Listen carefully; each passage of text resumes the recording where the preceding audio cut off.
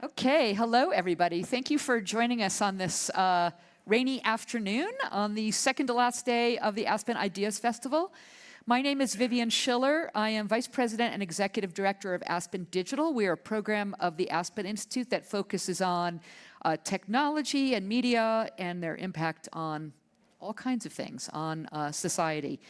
Right in our sweet spot are all things having to do with AI, but particularly this year, the intersection of AI and elections. As many of you probably know, this is an unprecedented year for elections around the globe. 2 billion people, more than 2 billion people worldwide are eligible to vote in national elections. Just a confluence of elections that really has not happened in this way before. Quite a number of them have already happened, but we have many more to go, including a critical election next week in the UK, and I think the France is coming up right after that. And as many of you know, we've got the US elections, I've heard, are coming on later this year. So, it's not just unprecedented because of all of the elections. We're also in a pretty unique year, although the historians in the audience will probably say there have been other stressful years, certainly in our past, but at least in recent memory, a year of sort of global conflict, societal mistrust, and of course, an environment that's been around now for some time of, I think, what is arguably a broken information ecosystem. So those are all things that are sort of the starting place for 2024, and then enter AI. Now, AI has been around for decades, but it's really only sort of entered public consciousness in the last year and a half, and it's been sort of an arms race and a gold rush of AI. So there's a lot more tools out there, and tools that can be used for good, and tools that will always be weaponized by the bad actors. And in the case of elections, these are a powerful set of technologies that bad actors can use to make it much easier, faster, more scalable, and with a degree of targeting to send misinformation to people to mislead them about all kinds of things around elections, including, terrifyingly, sort of the means and manner of voting. So far this year, there's been sort of a handful of a few specific examples where we've seen AI pop up. Just for example, in Slovakia, there was a deep fake audio of a candidate appearing to conspire to rig the election. In Bangladesh, there was a deep fake of one of the leading candidates, very deeply religious Muslim country, Muslim woman candidate, a deep fake of her in a bikini. And then maybe some of you heard the deep fake audio of President Biden at the New Hampshire primaries, encouraging people not to vote in the Democratic primaries for reasons that don't really make sense, but it doesn't matter. Anyway, so there have been many, many examples. There's not really evidence, yes, that any of this has swayed the outcome. But number one, we're not out of the woods for 2024, and also the march of time continues. So it's a big topic. It will be a big topic for a long time, and we have just an incredible panel who are going to be much more insightful and give you much more interesting information about it than I can. Immediately to my left is Audrey Tang. She is Taiwan's first digital minister. During her tenure, she helped shape Taiwan's COVID-19 response, safeguard their 2024 elections, which we're going to come back to, which were earlier this year, and has really, during your tenure, created pioneering participatory platforms. Audrey's been involved for a long time in promoting transparency and civic engagement in Taiwan, and was named one of the 100 most influential people in AI by Time Magazine in 2023. Next is Secretary of State Jocelyn Benson, just an extraordinary leader among secretaries of state in the country. She has really focused over her tenure, including the 2022 and the 2020 elections, on ensuring the secure and accessible elections in Michigan, work that gained her the John F. Kennedy Profile and Courage Award and the Presidential Citizens Medal. And she's really a leader when it comes to protecting state elections from AI risks. We're going to come back to that as well. And finally, Ginny Bedaines is the General Manager of Democracy Forward, an initiative of Microsoft that addresses ongoing challenges to the stability of democracies worldwide. And Ginny has a long history both at Microsoft and also in campaigns and electoral politics. So they are just very exciting to be here with them. Audrey, I'm going to start with you. Yes, thank you. Audrey, I'm going to start with you because, if the elections are still in our future in the U.S., they happened in January. Ours were in January. Yeah. Yes. So just talk to us about, I know you gave a lot of thought about how you prepare for the elections and the risks, maybe some of the benefits of AI, what you did, what you saw, what happened. Sure. So our presidential and MP elections were in January. And in the quarter leading up to January last year, the last quarter, the volume of cyber attacks from foreign adversaries increased 33 times compared to Q4 of 1 year before, according to Cloudflare. So it's not for the lack of trying that they didn't actually meaningfully impacted the result of our elections. One of the main ways that we did against the AI risk was in 2022 when we adopted this pre-bunking technique. Debunking is when you push the information after people have already received the polarization, the mis and disinformation, whatever. Pre-bunking is you tell people that it's coming. So in 2022, I deepfaked myself. An actor played me, and there's a slider that shows how exactly that is done, the various different passes, and we say it's done on the MacBook, it's done in 12 hours. That was in 2022. And then I said to people, it's coming. And nowadays, it takes 12 hours in a laptop. Soon it will only take 12 minutes. And soon it will just take 12 seconds, and everybody can do it. And soon it will take 12 milliseconds. And when there's 12 milliseconds, it means that anyone can wear Audrey Tang and start having a real-time conversation with you to defraud you or to convince you to vote somebody else and so on. And so we kept pushing that message because in the civics classes in our basic education system, in 2019, I was part of the curriculum committee that replaced all the words of media literacy or digital literacy into media and digital competence. Literacy is when you consume. Competence is when you produce. Literacy is passive, right? You receive some information, try to tell the bad, the false, the fake, whatever. But competence is when you participate in the fact-checking. You think like a journalist. You check the sources. You contribute to the context. And so many people in the high schools and even primary schools are given this pre-bunking information. And then it builds, of course, antibody in their minds. But also they also go back to home and tell their parents, their grandparents, that there are now these collaborative fact-checking networks with those bots you can invite to your chat rooms. In Taiwan, we use Line, which is like WhatsApp. It's end-to-end encrypted. The government doesn't see the content, but you can forward anything that looks like fake to this bot, and the bot will actually tell you which ones are trending.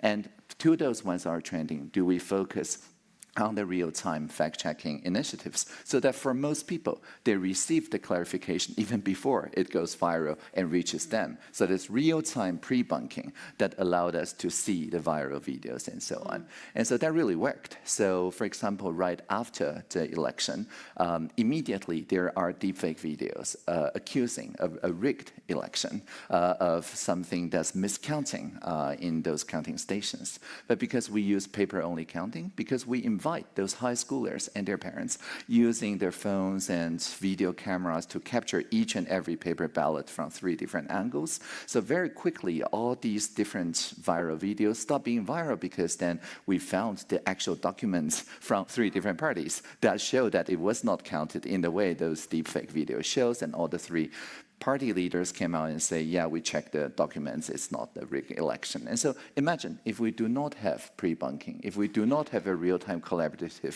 fact-checking system, then something that is more polarized, more extreme will easily go viral. So I think this inoculation that goes like either well before the disinformation or right before the disinformation hits people, that is very important. Did you see examples, however, even despite the pre-bunking, did you see examples of AI generated misinformation attempts, and what were they trying to get people to believe or do or not do, and how did you handle that? Yeah, a little bit, right? We do see some synthetic media portraying candidates in a not so flattering light and things like that. But because a year ago, before the election, we already made it so that if it's non-consensual intimate images or video that is synthetic, then it's up to 5 years in prison. And if it's about a candidate, then, well, 7 years up to in prison and so on. So there were no like explicit like pornography attacks on the candidates and so on, because we were very clear that it is not a matter of speech or expression. It is disrupting the fabric of trust. And so we do not see the more extreme forms of it. So they couldn't claim that it was parody. No, In fact, it no, wasn't. they really couldn't. That's a big difference. Okay, well, we're going to come back to you. But Secretary Benson, or Jocelyn, if I may, you are, this is not your first rodeo, this election, but the impact of AI is still very new. But it looks like you've really been thinking about this for a while and are trying to get out ahead of this. So talk to us a little bit about what you're doing in the state of Michigan, and then I'd also like to hear more about how you're working with other secretaries of state. Yeah, well, we've known for a while that the biggest threat to election security, we lived it in 2020, was misinformation. Actually trying to hack the voters' minds, to get them confused and to create chaos or a sense of distrust of our election systems, of our election officials, which of course then generates threats against those election officials, which we've been dealing with really since and in the aftermath of 2020. So as we approach 2024, we already had in mind the need to, one, develop a pre-bunking technique, empower citizens ahead of time to be critical consumers of information, so that, and to be aware that there are going to be foreign adversaries in particular trying to trick them, particularly in Michigan, because the path to the presidency runs through our state, into believing something that's not true, either about our elections or about a candidate. So we did a few things once AI was clearly going to be turbocharging these efforts to confuse citizens about their rights and the truths of our elections in this cycle. One, we passed laws through our state legislature to ban the intentional use of AI to deceive anyone about election rules or candidates themselves. Our penalties are not as steep, and I am noted. Noted. But that said, it is a crime in Michigan, as it is in a handful of other states, I think about 5 other states, including California and Minnesota, to use AI to intentionally deceive citizens. And then secondly, we require disclosure and disclaimer of all political or election communications that are generated with artificial intelligence, so that you'll have that disclaimer on there. And if not, it can be taken down from whatever platform it's on quite easily. We've partnered with, of course, social media companies and others in the tech industry to help with enforcement. But then what we've also done is prepare our citizens with those protections in place, to prepare our citizens and our election officials for the impact of artificial intelligence. Our laws that I just mentioned will help perhaps deter its use, but it won't eliminate its use. We need to still be prepared to pre-bunk and protect our citizens from the negative use of artificial intelligence. So what we've also done is go around the state of Michigan and hold tabletop or scenario planning exercises with our election officials, law enforcement, and also first responders, to not just be prepared for the potential use of AI and demystify it a little bit so that we understand exactly what it could be used for, but also secondly, to be prepared with a rapid response if and when something does hit. For example, we're not just talking about fake videos of candidates. We're talking about fake videos of polling places, or fake images of polling places flooded, or with a fire, or with some other type of imagery that would deter someone from voting. And we know with AI, that imagery could be targeted through micro-targeting communications directly to a citizen. Imagine someone getting a text message on election day saying, don't go to Stopel school because there's been a bomb threat, or there's a fire, or there's a flood, or anything like that, with accompanying images. So that type of thing also we're trying to prepare voters to be skeptical consumers of. And we've developed our own use of AI, which I can play a clip of it right now, of our election director, Jonathan Brader, that we've used in these trainings so that people can see exactly how AI might work. We show the clip? Why is AI such a big deal? Well, the threat of artificial intelligence to election administration is a growing threat. Look at how President Biden's voice was faked and used in a robocall as an effort to sway voters in New Hampshire. Or how AI may be used to create videos of political leaders or election administrators to say things they never would say in real life. Yikes. You know, such as Michigan State is better than Michigan. This is terrifying. And the trouble is deepfakes are now almost imperceptible from reality. I mean, can you easily tell that I am not real? Not really. Okay, so what can we do? If you see something hard to believe, that might be a good sign that it's not real. Take a moment to look at the original source and ask yourself, does this seem legitimate or is it an impersonation? Good advice. I got a lot of it. Anyways, I hope you all have a great exercise. There is lots to cover today.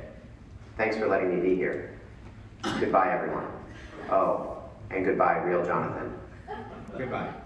So that just shows you a little bit of how an AI-generated image could look just as real as a real one, and can even be used to interact with someone to make it seem even more real. But at the same time, it shows what we're doing to prepare our citizens and our election officials for just how real AI could be and appear, and what to do if you see it. And that's helped us be ready for anything that could happen this fall, and also employ everyone in our state, from faith leaders to business leaders to tech leaders to community leaders, with this same type of training, and education leaders, so that they too can be aware of how to pre-bunk, anticipate the potential use of AI, and know what to do if you have some suspicion that an image you're seeing or a video you're watching or a text you receive could be fake and generated through AI instead of real. You know, there's sort of a conventional wisdom where I think when most people think about synthetic media or deep fakes, they think about public figures, and they think about sort of a video of somebody, you know, exactly what you showed. But you alluded to briefly, a lot of the potential of these AI messages are not impersonating anybody's voice or image that they would even know. It could be just an anonymous election worker, and it's highly targeted and highly customized. So the media isn't even going to see it to debunk it. How are you preparing and addressing? Well, there's kind of two primary ways we're looking at the way in which AI can be used to harm our elections. One, targeting voters with misinformation, but secondly, actually targeting those in the system with phone calls or misinformation as well. And so that's one thing we're also doing to help clerks who, you know, we're prepared if they get a phone call from someone purporting to be Jonathan, our elections director, saying, move your polling place to this location because there's a fire at the current one, or something like that. We're now equipping our clerks with different words and questions to ask if you get a call like that seems suspicious, just sort of almost like a code language or a secret code to say, so that we can verify that the person calling is actually from our department. Wow. That's fascinating. Well, one more question for you, and before I go on to Ginny, you've been working with, you know, you put a lot of these pre-bunking processes in place all over the state of Michigan. How is that being picked up by other states? How are you seeing the adoption? Yeah, particularly the battleground states where, if, you know, as foreign adversaries look to have an impact on our elections with this or other types of technology, we're particularly concerned about the security in Arizona, Nevada, Georgia, Wisconsin, Pennsylvania, Michigan. And so all of us are working together. The important thing is you've got election officials in all those states who have been through 2020 in different ways and are ready to go for 2024. And so coordination among battleground states has been important. And then we've been grateful for national partners, CISA, the Brennan Center, Microsoft, and other entities that have been working with us through training and exercises as well, collectively nationwide, so that we're all aware and prepared on an equal level. One of the things we're aware of as we prepared everything in Michigan is like, oh, the bad guys might just go to Wisconsin then if we do everything we're supposed to do, right? So how do we ensure our colleagues in Wisconsin are equally prepared? And through near constant communication, even at this stage in late June, we are sharing everything we're doing and replicating as much as possible. Right. Thank you. So, Ginny, I want you to talk to us about what you're doing at Microsoft. Of course, the tech companies, many of them are both the conduit and the platform for this information to flow, but also you see a lot of the data of what's happening all over the world. So talk to us about what kind of threats that Microsoft is seeing and how you're addressing them. Sure. Well, first, thanks for having me here, and thank you all for coming. So, yeah, we have been looking at this as the year of elections and AI, but the joke lately has been, should there be a question mark at the end of that? Because we haven't, frankly, seen it in the way that a lot of people anticipated that. And there are a lot of different reasons we could point to. One is the wonderful work that people are doing to educate, and there's a lot to be said for what some of the technology companies have done as well to try and mitigate those risks before they're really seen. That being said, we can't be sure that just because we haven't seen anything major doesn't mean that an adversary isn't planning it. I get asked a lot, what is the best proxy election to look at when you're trying to compare to the US? Is it the EU, which just had their big parliamentary elections, or is it the UK, which, as you noted, is ironically on July 4th, in so just a few days? And I actually say, no, you all need to be looking at the Olympics. Because the way that Russia has been targeting the Olympic Committee has been really planful, and they've been putting a lot of time and effort into it. We've put out some reports that have shown the way they've used AI to try and convince people of a few things. One, that the Olympic Committee is fraudulent, and they've used Tom Cruise, actually, as their sort of proxy in that. They have done a whole Olympics Has Fallen Netflix-style documentary where they do a deep fake of Tom Cruise's voice, but it's very convincing. And they convince you that all of these things have happened that haven't happened when it comes to the credibility of the Olympic Committee. And then they've also tried to convince people that there will be terrorist attacks in Paris at the time of the Olympics, and they've used a whole bunch of different methods to make that convincing. So I look at that as something that they've been planning for, they feel strongly about, and they've already started to execute on. So that's probably the kind of thing we should be looking at when we're trying to anticipate what might happen in the US. Again, don't have anything new to share today, but that's what we're looking at in those kinds of behaviors. So there are threats out there, and we are staying vigilant, even though so far we haven't seen a lot. One of the things that, Vivian, I know you're familiar with, that we have done, and this is sort of speaking on behalf of industry at this point, is probably about a year ago, I think we all became really cognizant of how concerned world leaders and journalists, and frankly, a lot of citizens who are paying attention, were about the potential use of AI to deepfake candidates or to mislead people about the process of voting. And so we actually came together as an industry in February of this year in Munich at the Munich Security Conference, and we signed an accord. It's a voluntary accord, of course, across the different technology companies, but we're talking those companies on the sort of on the creation side of AI, so think OpenAI, Anthropic, those kinds of companies, as well as those on the distribution side. So we had TikTok, we had X, and then of course the companies that sort of do both, like ourselves, Google, Meta, and others. And we all came together and we did a few things. First, we acknowledged the problem, which I think was actually really important, that the world heard that the tech industry acknowledges that we are creating technology that could be weaponized, and that we recognize that democracy is really important. And so we as an industry are going to acknowledge this as a potential challenge. And then the next thing we did is we made tangible commitments about what we were going to do to try and mitigate the weaponization of this technology. And how those actual commitments have been executed depend company by company, because we all have different platforms and products, and it's really hard to say one by one that we should all do the same things. But we agreed on really tangible outcomes as well. And a lot of that included working with those in government and civil society and working together. You know, one theme I heard from what you all have both been saying is the importance of education or literacy or competence, which I like that term. I might start using it. And that is vitally important in the process. But you, of course, need the technology companies who are responsible for this technology to be doing the right thing on the creation side. So, for example, building models responsibly, putting rules and policies in place that are enforceable, working on cutting-edge technology so that, and I know we'll probably get to it, but working on cutting-edge technology so that we do have an environment, an information environment, where you can actually trust where something came from. You can actually trust the authenticity of what you're looking at. I know a lot of people are really nervous about this sort of post-truth world, and we can talk more about that as we go, but that's how the technology companies are approaching this, and we're working together and working with, again, as noted, governments and civil society, because even though we haven't seen like the big thing yet, you all would want us to be paranoid, right? You want us leaning in on this and worrying and considering it around the corner so that we don't get lazy. And and I'll ask this as a follow-up to you, Ginny, but then I will ask actually both of you. Where are you seeing these threats coming from. I mean, I can kind of guess where some of the in Taiwan where some of that is coming from. But who are the sort of the bad actors, and what are their motivations for using generative AI where we see it to mislead? Is it nation state? Is it mischief makers? Is it in the United States domestic actors who are trying to? Do we have a sense of where this is coming from? Yeah, I mean, it's all of the above. Of course. We're seeing, if you really break down each of those categories, you'll see different patterns and different styles. Even as you go sort of state by state, they have different tactics and levels of sophistication. Of course, they have different objectives as well.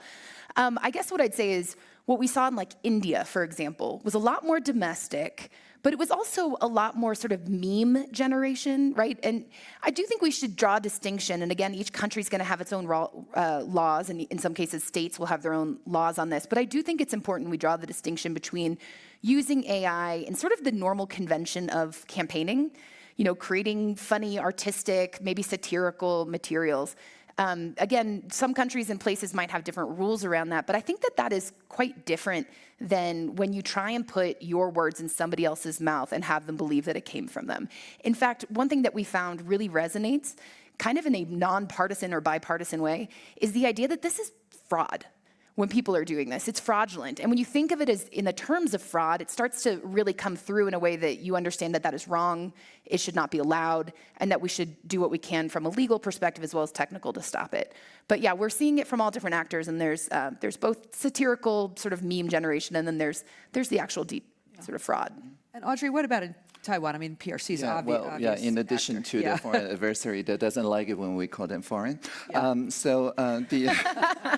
The other threat is really from the organized crime, the frauds industry, right? So we've had a lot of the advertisements on social media companies that look like a celebrity, and when endorsing some cryptocurrency or some book or whatever, and then when you click on it, it enters into a chat room, and that celebrity start interacting with you one-on-one, and they can do very convincing video messages and even real-time voice messages now. And so those organized crime people are really getting their hands on these things.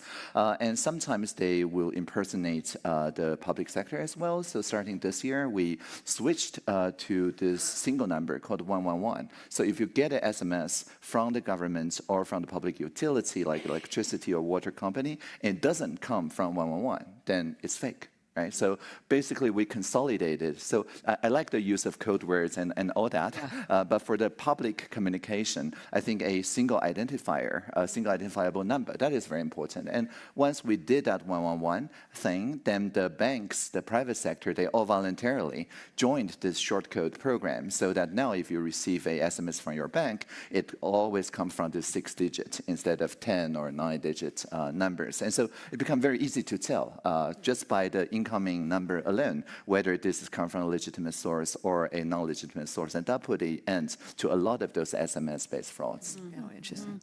Yeah, I would say two things. One, one of the most well-known examples of the use of AI in this election cycle was at the New Hampshire primary, as Vivian mentioned, and that was sourced back to a company in Texas, or a group of people in Texas that are now facing more investigation and potential criminal wrongdoing for trying to defraud citizens and also impersonate a candidate. So there's evidence that just anyone can be using AI who wants to create some chaos and confusion around our elections. And then at the same time, this is not just the first election cycle where we see the potential use of AI to generate and turbocharge misinformation, but it's also, in my view, the first major presidential election in recent history where we have at least three major foreign adversaries, probably more, with access to the cutting edge aspects of this technology, who also have a higher incentive than ever before to interfere with our elections through trying to confuse our voters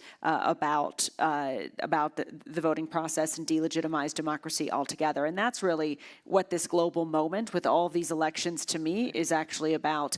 A global moment where we as a global community are going to be reckoning with protecting democracies at a time where internationally there are threats to those democracies continuing by autocracies who don't want democracies to flourish. And that's what we're seeing really, I believe, generate on the ballot in many different democracies this year, and certainly in the United States. So that said, you've got foreign adversaries for whom the outcome of the presidential election will have a direct impact on their domestic agendas, arguably, and their agendas to arguably dismantle democracy worldwide. So all of that is coming to the forefront in this moment, where you now have this new tool that, because it's new in and of itself, we have limited and perhaps rustic ways of preparing for it, that we have to, there is no reason for us not to assume that it's not going to be relevant and a relevant aspect of this fall's elections. But instead, we have to, I think, presume the adversaries to democracy writ large and the adversaries to American democracy would be, would be surprised if they didn't use it to, frankly, try to confuse citizens about their vote or delegitimize the elections process writ large. So it's the foreign adversaries, to answer your question, that we're most concerned about, because they have this unique incentive in this cycle to interfere and try to put their thumb on the scale, quite frankly. But secondly, it's the, for lack of better words, lone wolf individuals as well, who have access to this technology in their own sort of domestic place that might be using it. And those are, of course, as always, harder to check. And those tools are now much cheaper, accessible, easier to use, and more powerful. I want to stick with you just for another minute, Jocelyn. We've been talking about all of the risks that AI brings to democracies and democratic processes. And yet, these are a powerful set of tools that might have positive uses. And so I want to just talk about that for a minute. I know you have some thoughts about that. Yeah, the Massachusetts Governor Maura Healey just brought together a lot of STEM experts at Massachusetts universities to help advise the state government on how to use AI in a positive way to increase the efficiency of state government procedures and processes, and also help better prepare citizens to access what state government has to offer. And so we are just at the forefront as well of identifying how, not just with regards to elections, but government operations writ large can be improved. And in this, as a result of the use of artificial intelligence. And, particularly as we are in this moment where access to reliable information and the information ecosystem is uniquely under siege. I think we also have to be not looking at AI only as something to defend against that will be used by bad actors to hurt, but could also, of course, be used by the vast majority of good actors who believe in our democracy and identify ways to better educate and prepare citizens to be active and critical consumers of information and engaged in our democracy in a moment like this. So we have to be able to do both in this moment. That's what we're trying to do in Michigan. That's what leaders like Amy Klobuchar, who has great federal legislation to protect against elections, is trying to do as well. So I think you're going to see more government officials, or particularly governors, work to identify ways in which marrying artificial intelligence with educational opportunities and state government operations can be a win for the states. Yeah, go ahead. Yeah, so to that point, we used AI to facilitate the conversation in Taiwan about how we may pass another law called the Anti-Fraud Act to clear up the frauds in the information ecosystem. And the way we did it was quite AI-empowered in the sense that we sent from that trusted number 111 200,000 SMS survey to random numbers in Taiwan. So it is a sample of the Taiwanese public, and then they have this link to the survey form that says just write down your one idea about how to make the information integrity better online.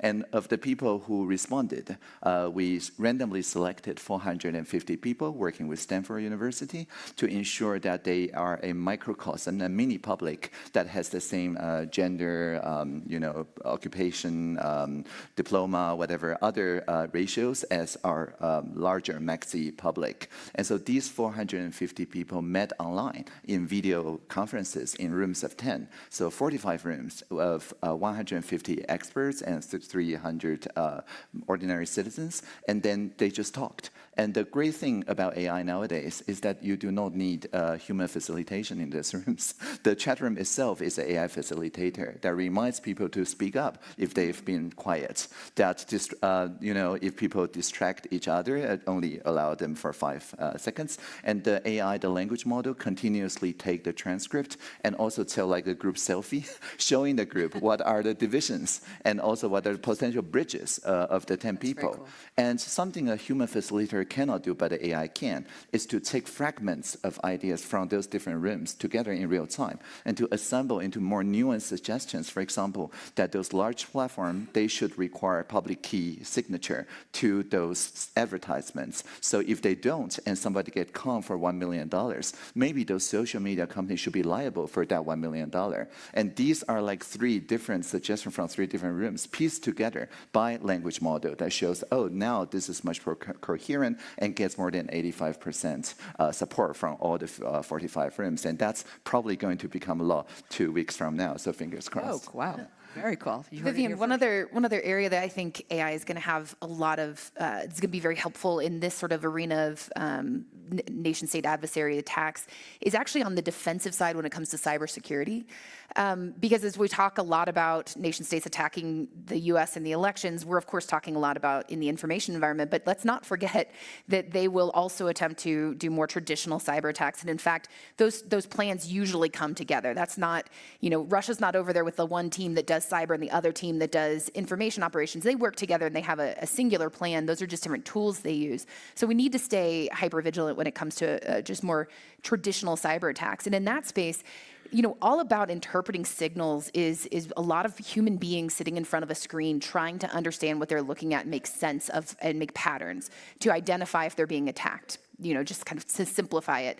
AI can take in trillions of signals and can identify patterns and alert people to the fact that they're being attacked way faster than a human being could. I really think that what we're going to see 4 or 5 years down the road is that AI has actually been a better protector in the cyberspace arena than it has been used as a weapon itself, which we recognize is also most likely going to happen, in fact already is. Right. And another one, none of you really particularly went deep on the advantages of AI to quickly translate into any language in local idioms. And at least in the United States, where there are so many different languages, to reach more voters. Of course, that can also be weaponized. And like most things, most technologies can be used for good or ill. Yeah, and I think the thing to remember about all that, because we can give all these examples of ways in which it can propel us forward and ways in which AI can be weaponized, it can't be weaponized if the human being isn't fooled, the bottom line. And so at the end of the day, to me, our strongest antidote against the weaponization in all the which ways it may come is for us as humans to be aware, for us as leaders to pre-bunk, and then across the board as citizens to not be fooled by the misinformation. And so my hope is that, as we look at the path forward, is that we can find ways to use AI in a way that is positive, and then we as citizens have to be prepared in this moment, and schools have to be educating our next generation to be prepared in this moment to spot the deep fakes, to spot the weaponization, and to not be fooled by it. And if we do that, then I think we can maintain our sophistication as citizens and not allow AI to out-sophisticate us. We're going to go to questions in a minute, but I have one more question before we do that for the panel. All of this, one concern that I have is we're rightfully preparing citizens that they may hear things, or they may see things, they may watch things that are not what they appear to be. How do we communicate that message and inoculate voters about that without going so far as to having folks stop believing anything they see at all? And even when there is legitimate video or legitimate information, just assuming, I don't believe it, particularly if there's a political motivation to believe or not believe something. How do you think about that? This is where I'd say there's actually some good sort of optimism or hope out there when it comes to tools that we can equip people with, so that the way I'd frame it is we need to equip people with tools so that they can make decisions themselves about what they consume and what they believe, but they're not going to be able to do that if we're not giving them indications of trust or authenticity through the process, right? And so the ways that you can do that, there's actually some good solutions out there. On the technology side, it's really important that those of us who are creating AI-generated images and videos and audio files from our own technology, we include stamps essentially with that create some kind of transparency that it's AI generated. And so not to get too technical, but there's a sort of a watermarking concept that you can use. There's content provenance, which is extremely important, which eventually can turn into a label if you think of it that way. So in theory, you could be on Instagram and you can see an image and you should have like a little indication at the bottom that you can scroll over and get a bit of a nutrition label that tells you this is AI generated, or this came from this political campaign, this was edited, this is the day that it was created. We should all start to expect more from the media that we consume, and we should put pressure on the technology companies to not only stamp that information, but also to produce labels so that we can consume it and understand it. So these are things that are actively happening, and the companies are working on trying to get to a place where we have sort of aligned best practices. There's some solutions out there, such as NewsGuard. I see Steve Brill is here in the audience. NewsGuard is a great opportunity for journalists to sort of essentially rate sites about their journalist integrity. So do they have a correction policy? Do they say whether it's opinion or fact? Do they reveal the source of the funding for that site? It doesn't get into whether the article that was produced was true or false. It just says, can you trust this as a trustworthy source? Then you consume the information and make your own choice, but it gives you more information about it, which helps you identify those sources that are completely fabricated and fake. So there are some good tools out there, but we do need to do more to educate people so that they know to look for them and, in fact, know to even ask for these things. Can I ask, do you see optimism with regulations that would promote those best practices, requiring labels, for example? Do you have any optimism there, either from the federal government or at the state level? There's definitely activity at the state level. This is an area where, frankly, Europe is leading. EU has done a lot on understanding this, but the executive order talked about content provenance and watermarking, and they're investigating it, and I hope that translates to some, good legislation. So I'm hopeful, I guess, but that may be a little bit optimistic in the U.S. Great. All right, we're going to take your questions. If you can raise your hands, we have one right down here, right in the front. And if you could say your name and if you want to mention your affiliation, that would be great. Hi, my name is Janavi Rao. I take the She Series, and I'm from outside of Philadelphia. I lead a youth serving 501c3 called New Voters, which helps high school students run. Is this squeaking for people? We can hear you. Okay. That helps high school students run voter registration drives in their schools, and we've registered around 80,000 high school students to vote. Wow.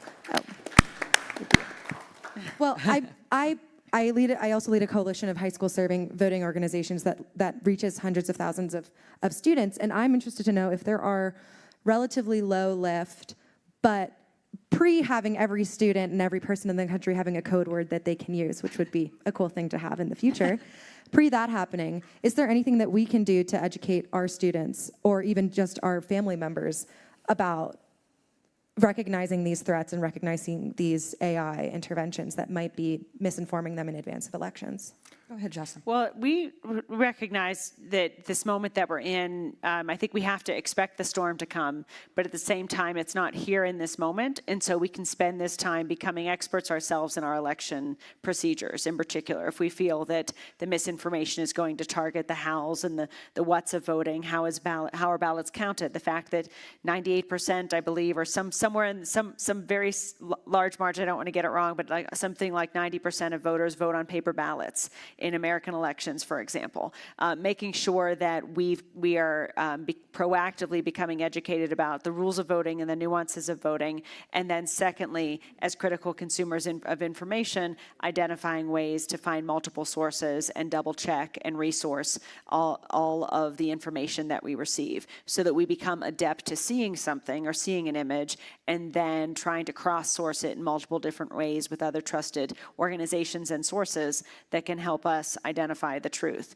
Within all that, as it regards to elections, election officials remain the most trusted source of information about your local elections. And so being able to call or connect with your local election official or Secretary of State is key, particularly for organizations, because you can simply fact check directly with them if you have any questions. We at the Department of State of Michigan have set up our own fact check page for people to go to, and they can also submit questions. So essentially becoming a critical consumer of information in this moment requires us all to be proactive in greeting things with suspicion, even if they don't seem suspicious, double and triple checking, and then becoming trusted voices ourselves as experts with information that we can then help spread and be a trusted voice for others.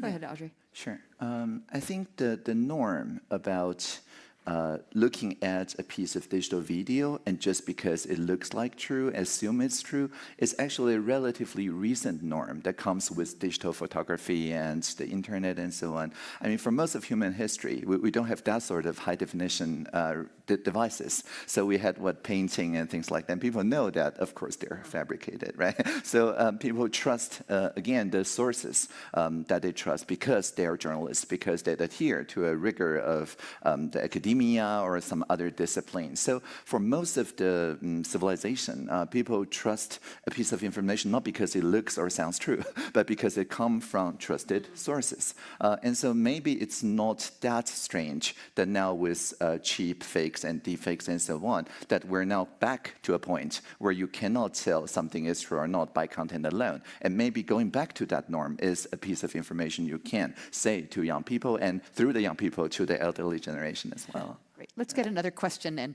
where are the mics? Oh, you've got the mic right there. Sorry. Right here in front.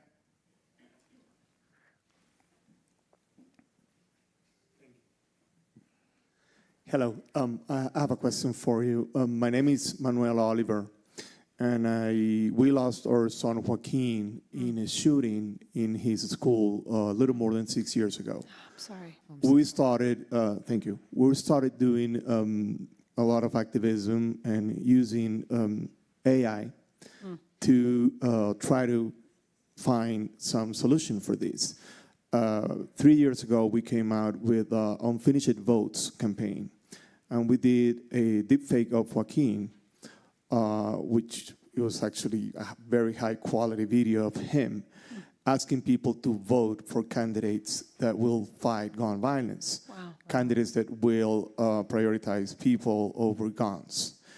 My question to you is, will that piece that really came out will be prohibited in these states? No, it's not. Okay. It has to be the intentional deceptive use. So if you're trying to deceive someone, and I'm really glad you brought that up because this was a conversation we had when this legislation was being drafted. It was very narrowly tailored for that reason, that if there are positive ways to simply educate people about the truth and about particular issues, that's okay. There does have to be a disclaimer and a label on it, but other than that, it's if you're intentionally trying to deceive citizens about where to vote, how to register, things like that, or deceive someone about a candidate's position. Thank you. Yeah, the same in Taiwan, yes. That would be legal, yeah. It would be, just as long as it's disclosed. Right, exactly. Okay, we have a question over here. Good afternoon. Thank you very much. I'm Petra. I'm actually coming from Slovakia, so thank you for the insightful panel. My question is, what if the government is using misinformation to stay in power or gain more power to build more mistrust in the society? What are the tools that civic society can actually use to build more trust and build more democratic society and motivate people to go vote in a couple of years when the election come again? Vote.